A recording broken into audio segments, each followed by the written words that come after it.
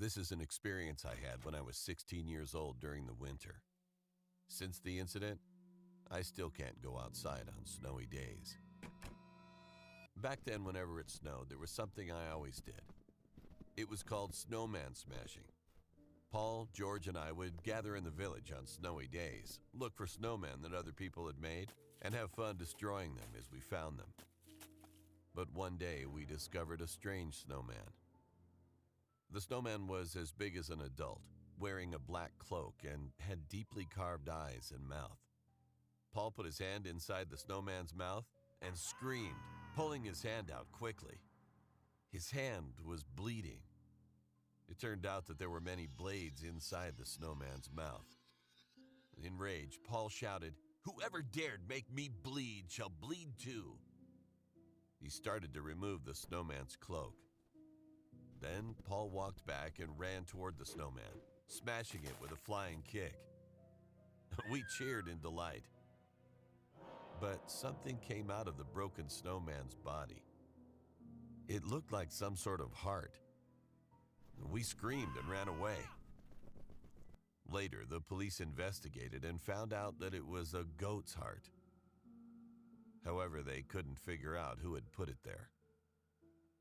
That night before bed, I felt an inexplicable sense of fear.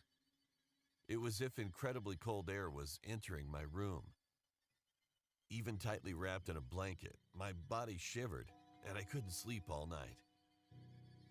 Since that day, I have been tormented by the feeling that the cold air has followed me all day long. Winter break ended, and I went to school and received some shocking news. Paul had died.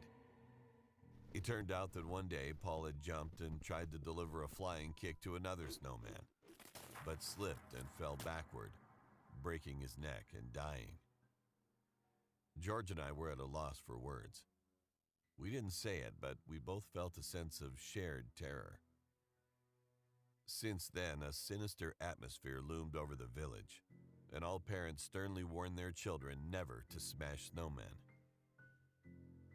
However, after some time, another heavy snowfall occurred, and as usual, a snowman wearing a black cloak was built in the middle of the village the next day. Some foolish children smashed the snowman, and shortly after, a boy in the neighborhood choked to death on a candy. He was one of the children who had smashed the snowman. After that, the parents in the village never allowed their children to go outside on snowy days and locked their doors tightly. Thus, no one walked around the streets on snowy days.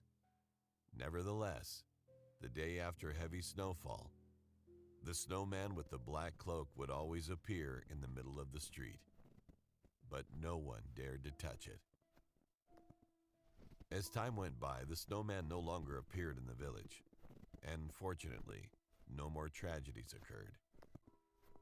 However, since then, mentioning the snowman in the village has been strictly forbidden. To this day, it remains unsolved who made that snowman and what it was. It's still an unresolved mystery.